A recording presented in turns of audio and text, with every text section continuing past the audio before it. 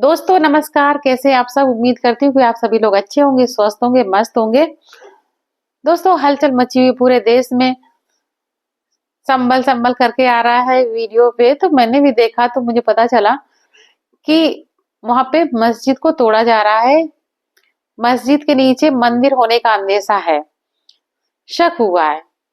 तो दोस्तों पहले क्या होता था कि मतलब कब ये नियम कानून बदल रहे हैं, कब संविधान बदल रहा है, रटने वाले रट रहे हैं तोते की तरह कि संविधान नहीं बदलने देंगे, संविधान बचाएंगे, ये करेंगे वो करेंगे, लेकिन कब बदल जा रहा पता ही नहीं चल रहा है।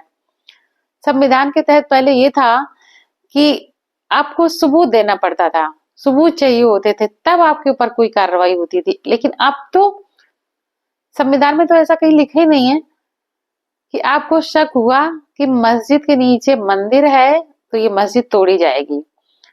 अब शक का तो बड़ा मामला वैसा लग रहा है कि शक तो कहीं भी किसी पे भी हो सकता है, कुछ भी हो सकता है दोस्तों, समझे। तो समझने की बात है।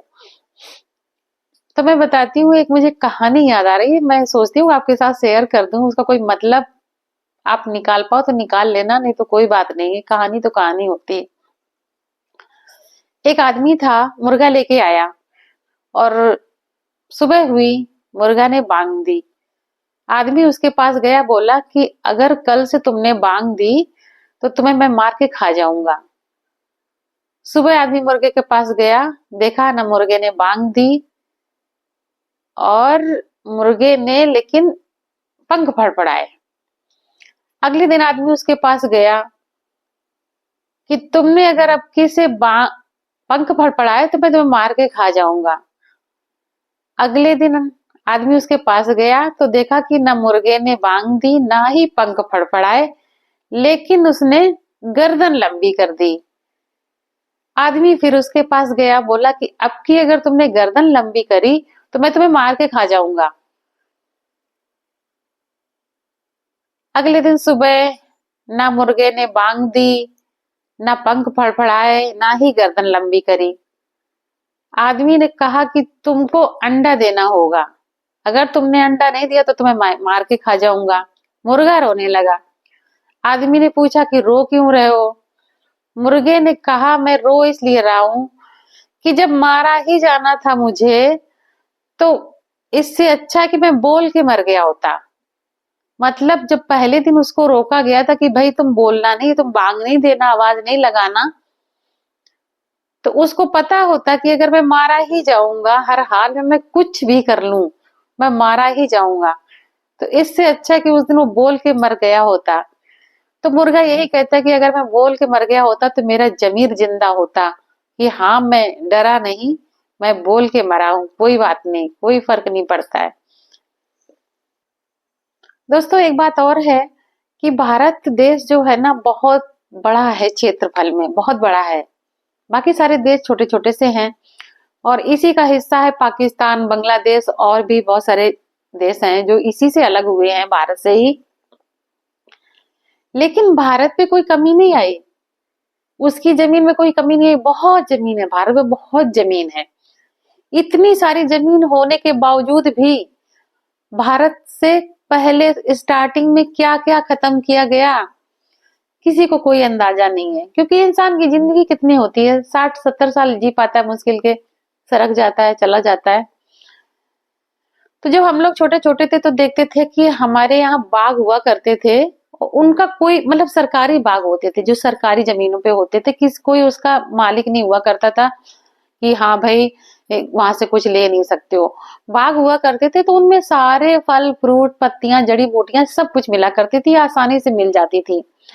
जामुन की बात करूं अगर मैं, तो जो जामुन जो हम लोग खाते नहीं थे, जामुन जो जामुन हम लोग खाते नहीं थे उसको पैरों से कुचल देते थे, क्योंकि उसमें जो आजकल मार्केट में जो जामुन आ रहा है वो हम लोग को मिल रहा है, वो इतना महंगा लेते, वो जामुन हम लोग खाते नहीं थे।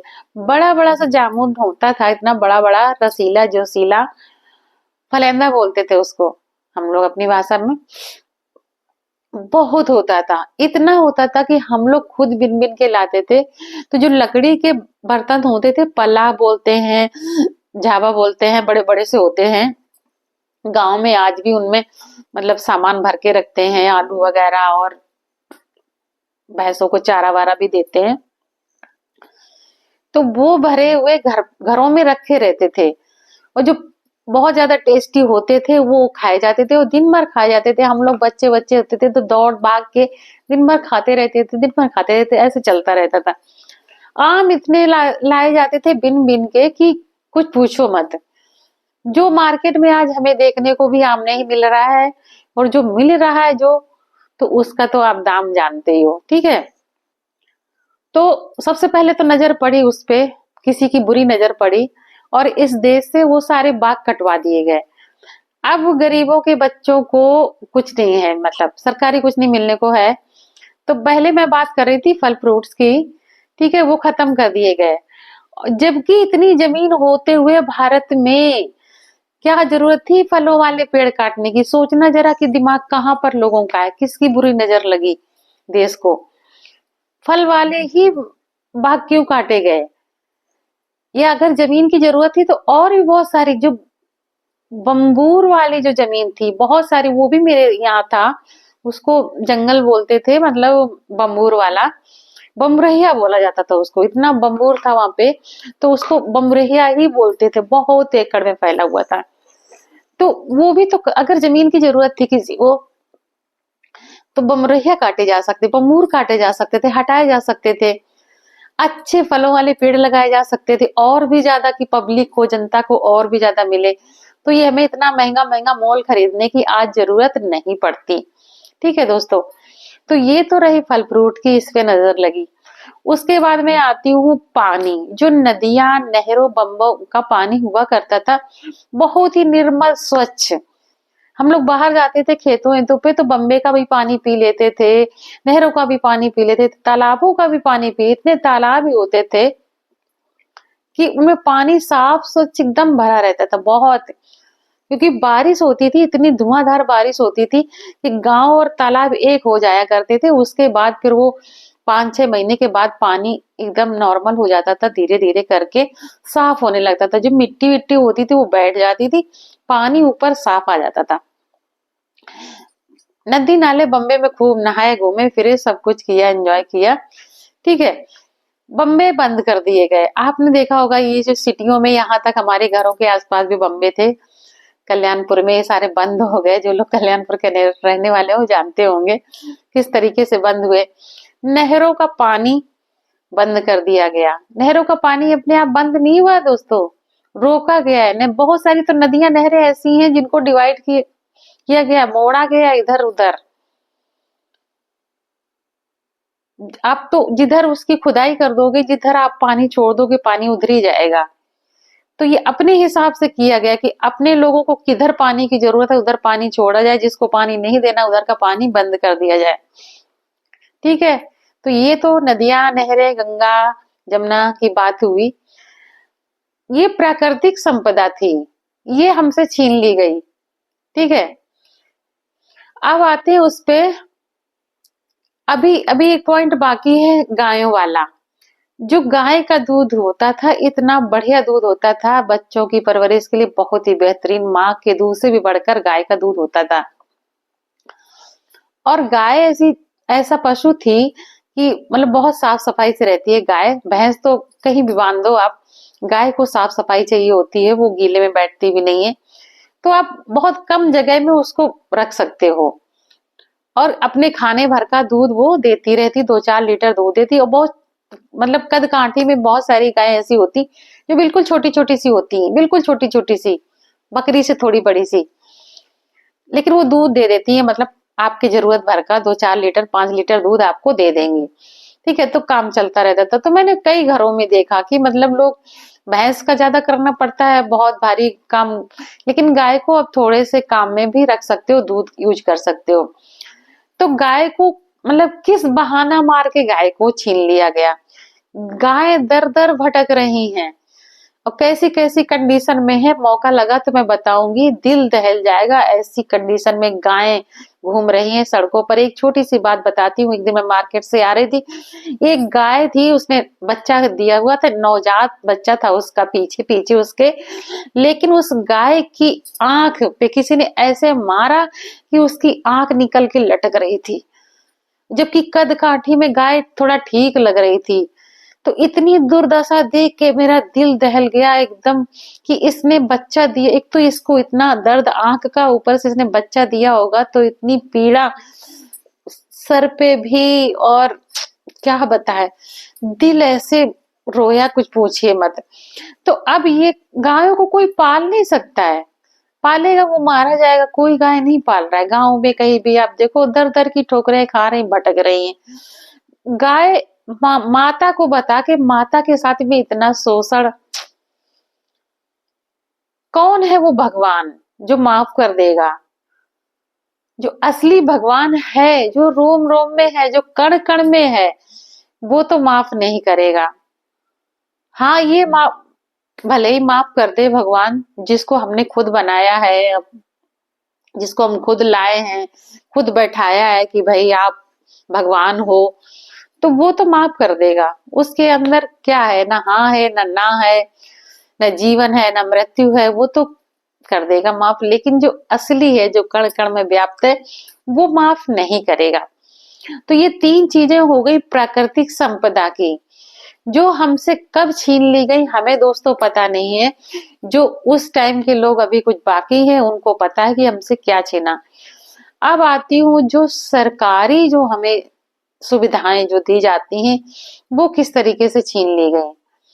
देखिए, नौकरियां छीन ली गई, ठीक है, वैकेंसियां ही नहीं निकाली जा रही। जब इतने सारे स्कूल कॉलेजेस खुले, क्यों खुले? क्योंकि वो नेताओं के थे। अब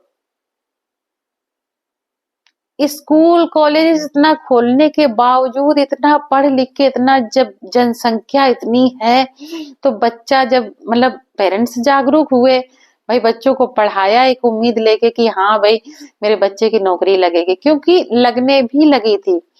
कुछ सरकारें ऐसी आई जिन्होंने अच्छा काम किया, जिनके शासन काल में मतलब अच्छे खासे लोगों की नौकरियां लगी, परिवार संपन्न हुए, आगे बढ़े, बहुत कुछ प्रोग्रेस भी की, ठीक है।